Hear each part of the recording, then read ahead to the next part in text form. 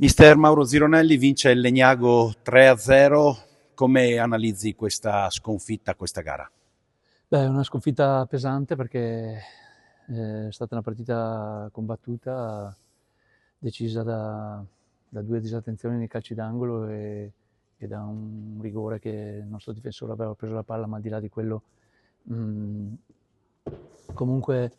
in questo momento, in questo periodo, ho messo in campo dei ragazzi che avevano più continuità negli allenamenti, in questi momenti dove non siamo tutti, però pensavo che la verve agonistica fosse nettamente migliore di quella che abbiamo messo oggi. Questo è un po' il rammarico, perché se ti superano nei contrasti, nei duelli, è giusto non portare a casa la partita. Questo purtroppo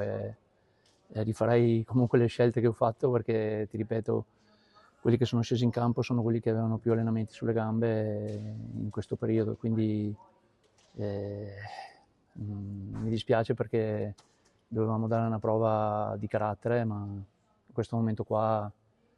il carattere l'abbiamo dimenticato e mi dispiace perché era una partita fondamentale come saranno da qui in avanti, e dobbiamo un attimino riflettere perché abbiamo veramente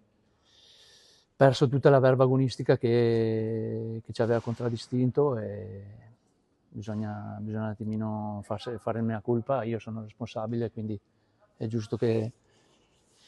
mi prenda responsabilità,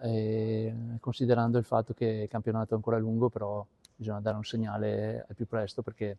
nonostante non siamo in tanti, non importa, però chi gioca deve dare di più, e in questo momento qua non abbiamo fatto una bella figura.